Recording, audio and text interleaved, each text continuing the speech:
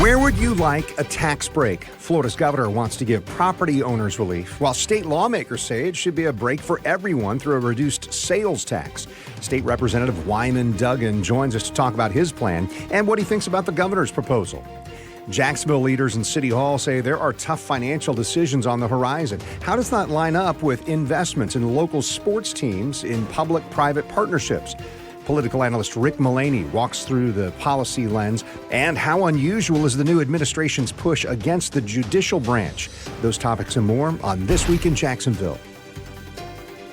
Thanks for joining us today. Northeast Florida is well represented in the state legislature's leadership positions. One of those leaders is a Jacksonville attorney. State Representative Wyman Duggan, chair of the House Ways and Means Committee, is also Speaker pro tempore.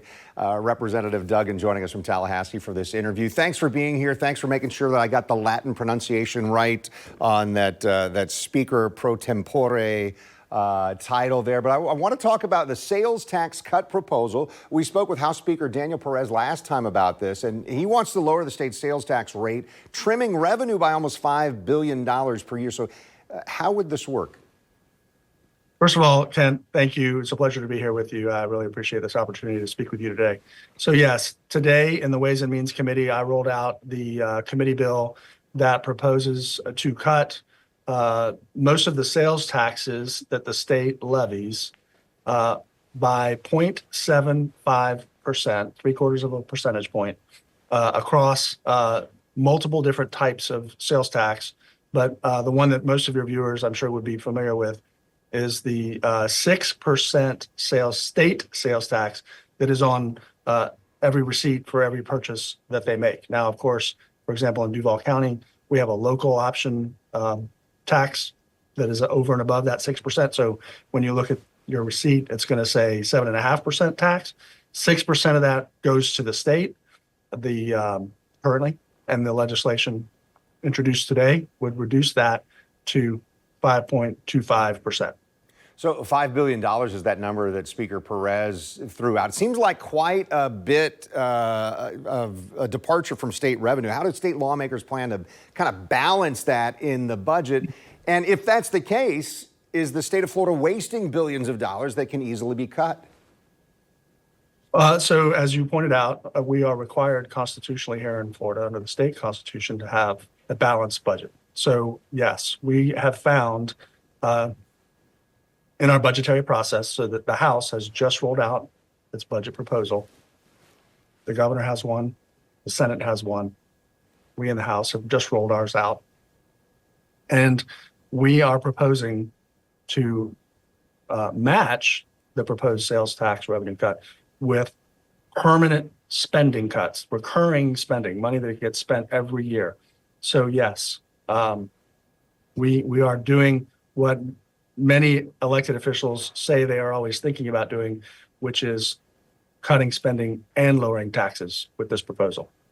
Governor DeSantis says he doesn't really agree. He wants a property tax cut or eliminate property tax. There was a news conference in Orlando this week where the governor called on the legislature to set aside, there's this number again, $5 billion for this kind of relief. Now, he says state government has a massive surplus and can afford this.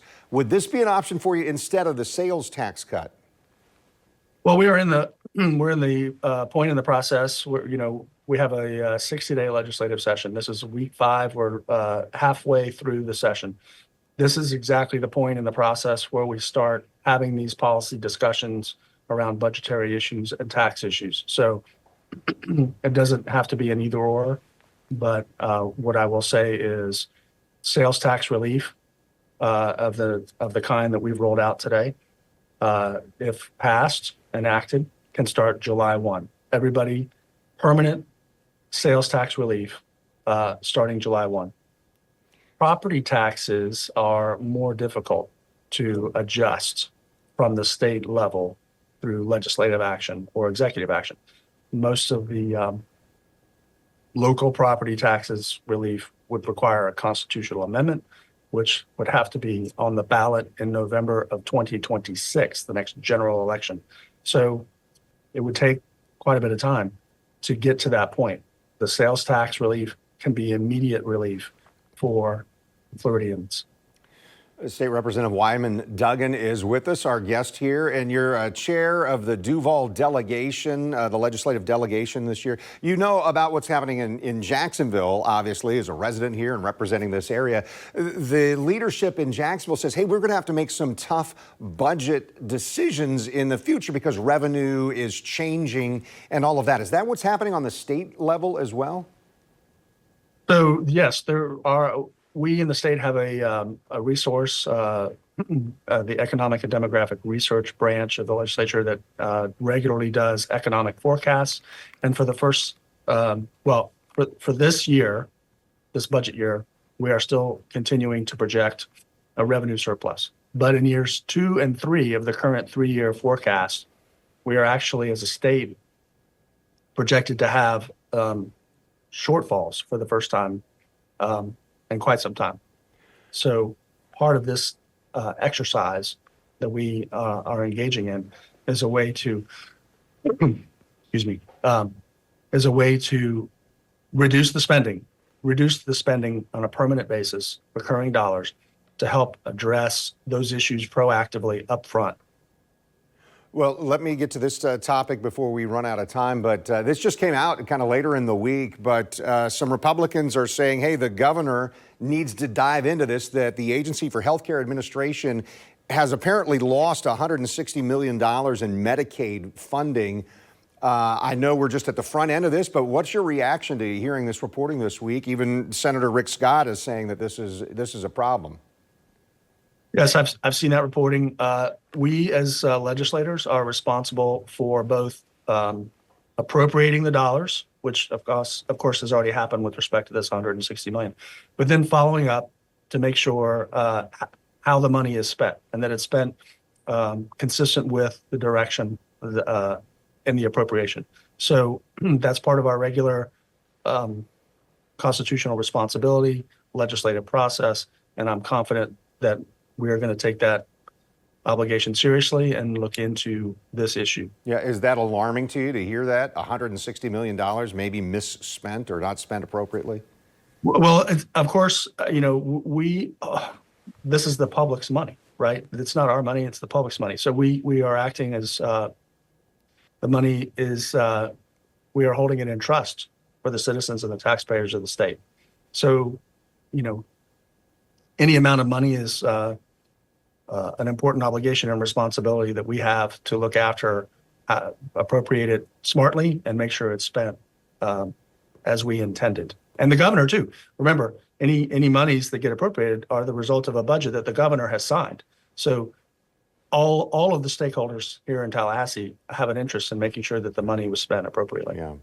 State Representative Wyman Duggan, appreciate your time. You got 4 more weeks of the legislative session. We'll check back in with you then. Thank you. Great. Thank you, Ken. It's a pleasure to be with you. All right, so Rick Mullaney is our next guest, the longtime general counsel in Duval County, also the executive director of the Public Policy Institute at Jacksonville University. Stay with us for more on This Week in Jacksonville.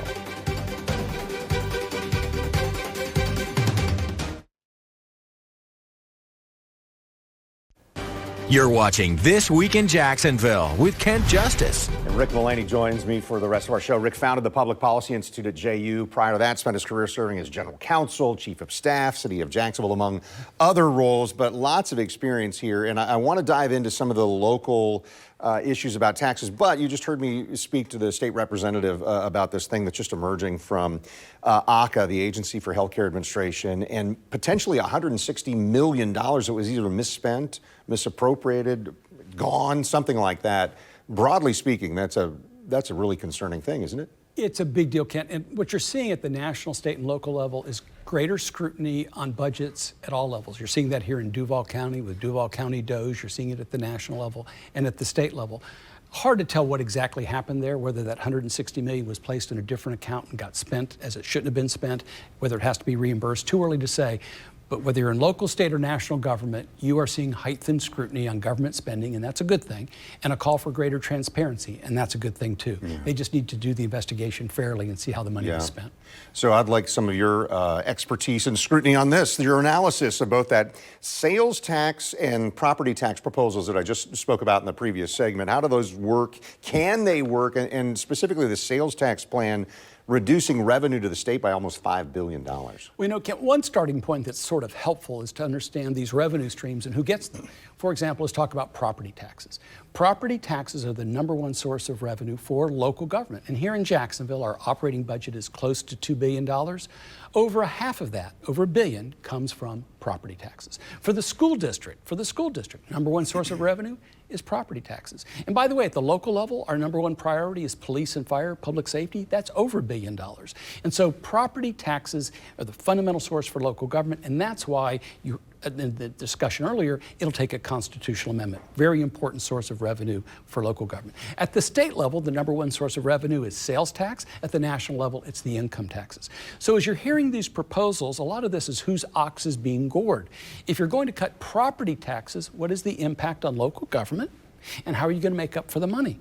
Because at the local level, just here in Jacksonville alone, when you're spending $2 billion and half of that's on public safety, if you're going to eliminate property taxes, which has some appeal, and you are a state in which you have no federal, you have no income tax because of the Florida Constitution, where is that money going to come from? The most logical source is a very big sales tax, and there are going to be a lot of challenges if that were to happen. So there's a long way to go before the session is over, and a long way to go on these tax proposals. I don't think I'd heard you use that phrase before. Whose ox is going to be gored? How about that? The governor, of course, saying that the state of Florida has this massive surplus and can afford to eliminate or substantially cut property taxes. It sounds like it's a little more complicated than that. It is, particularly as you do your projections for the future. Here in Duval County, for example, our projections suggest that we're going to have some shortfalls this coming up budget and in the future. And at the state level, you just heard there's projected shortfalls in the future. So when you have those surpluses, that's a good thing. But there's a difference between a one-time surplus and maybe a recurring surplus. And there's a difference between recurring revenue and one-time expenses and recurring expenses. So the surplus is positive. However, whether that allows for a structural taxation change, not so sure. The notion of eliminating property taxes, highly unlikely. Could you tweak it? Could you have some relief in terms of homestead exemption? That is a possibility. But if that happens, local governments, and I'm talking about municipalities and county governments, will ask the question, what are we going to do about the shortfall? Because local governments are the ones that would be impacted. Yeah, I first heard that in the local municipality, the Duval County Consolidated Government here, city of Jacksonville.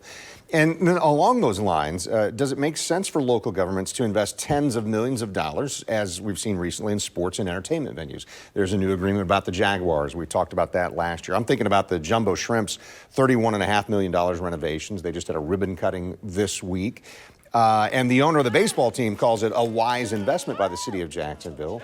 Is it, from your view, or how do you rationalize, how do leaders in the city say, yeah, this is an important investment? Well, Ken, I had the great privilege, you mentioned this, of working in 3 administrations, Austin, Delaney, and Payton. And I will put my bias up front. I am a believer in these investments. I'm a believer in the NFL in Jacksonville. I'm a believer in downtown development. I'm a believer that there's an investment here in the quality of life for North Florida. And there are direct benefits, and people will point to the shortcomings when you add up the costs and the liabilities, but there's also indirect benefits. And there's a critical mass that you can get to that I'm really hopeful for in Jacksonville's future. A critical mass in the entertainment district, a critical mass in downtown housing, and those investments, I think, attract other growth. Really important for the future of Jacksonville. You want to be a community in which capital is flowing in, and it is. And you want to be a community that's growing, and we are. That is good for the future. That's different from what you've seen in some places in the Midwest, for example, where they're in decline in terms of growth, in terms of capital. And this topic, those sports franchises, downtown development, are piece, I think, in that investment of quality of life, and it builds critical mass for economic development and other things. Well, so on that downtown development idea, I interviewed Ken Babby, the owner of the Jumbo Shrimp, this week. We're talking about being surrounded in that ballpark downtown by cranes and building projects and what have you. So don't forget to check out This Week in Jacksonville Business Edition. This episode, this week, I sat down with Ken Babby, and you can find new episodes every Thursday at 9 a.m. You're going to find this one right now on News4Jax Plus under the channel This Week in Jacksonville. All right, Rick is staying with us, and we're going to talk about some federal issues when we come back. The balance of power in the House was on the line this week, and what should be made of the conflict between the White House and judges. That's next on This Week in Jacksonville.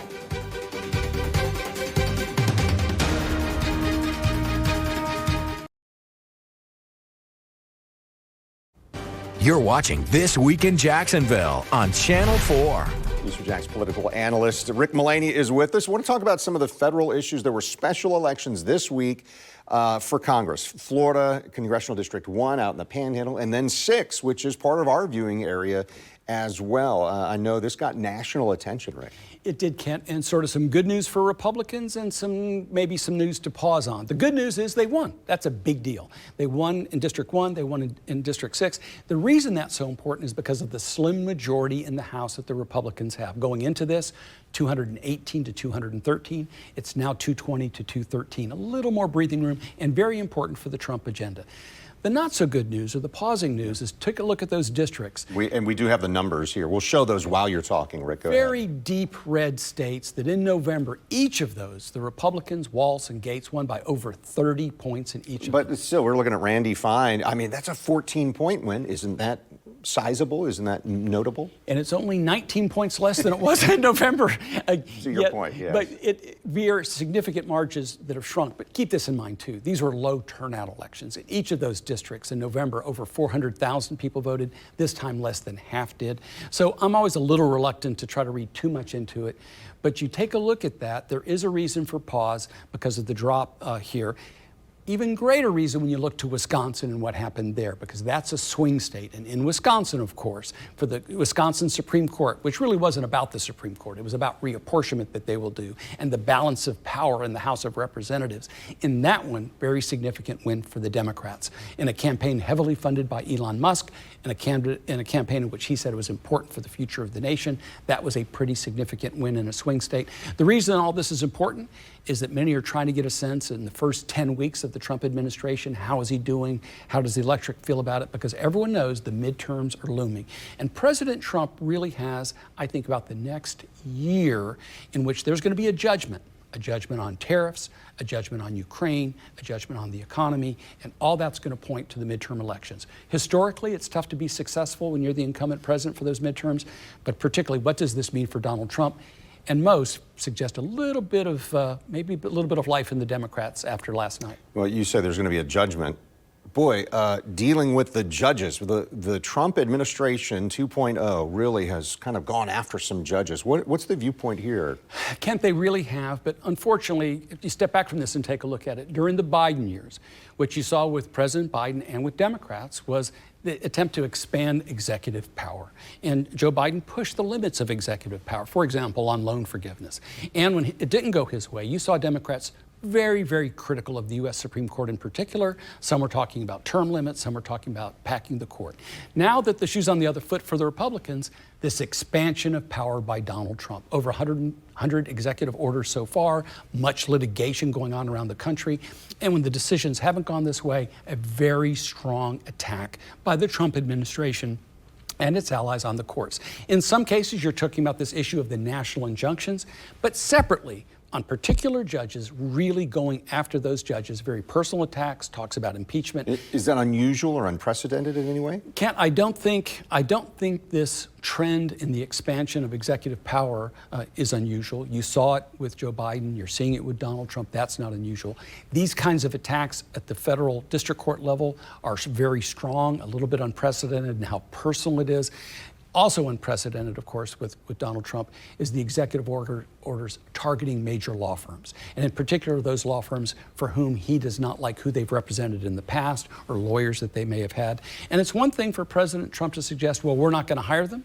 That's a choice you get to make. It's another thing to go after them in a way that you're not going to deny them access to federal agencies or to the federal courthouse, or to check with clients who are doing business with the federal government to see who those lawyers are. So you are seeing a different approach to the judiciary and to certain law firms in the current environment. The critics say they think that President Trump is on a revenge or retribution campaign. Is this part of this, or is that just political fire powder going out there? Well, you know, there's an old expression, there's two sides to every story, and that's not the half of it. Here there are the defenders of Donald Trump who are very critical of what some of these firms have done. But certainly you get back to something very fundamental, and that is the right of anyone to be represented, regardless of how unpopular their view or regardless of what they allegedly have done. And some have argued this is having a very big chilling effect for people to get the lawyers of their choosing, to have the representation that they want. And so it is a very significant issue. In terms of their legal footing, whether it's Paul Weiss, Skadden Arps, who have settled, or these other law firms, I believe that if they were to litigate this, really good odds of success. The problem for them is the business judgment. You can be successful in that, but your firm could be destroyed or could really be damaged. And so many of these law firms are making practical decisions to settle because they care about the financial future of their law firms. But you're going to have to watch this play out because other law firms are litigating this. There have been some temporary injunctions that have already been issued. So you're seeing sort of a two-front battle by the Trump administration. One part on the judiciary, another on significant law firms. Yeah, and we saw, as you pointed out, 100 executive orders. The Trump administration had to anticipate, yep, there's going to be pushback, there's going to be litigation and all that, and so we're seeing some of that. Rick, I know your background. What happens with the rule of law is very important to you, so I appreciate just explaining it for all of us today, and thank you for being with us. All right, I'm Kent Justice. Thanks for watching on air on Channel 4 and the CW17, and then online at news4jax.com or streaming on News4Jax Plus. And we'll see you next time. Thank you.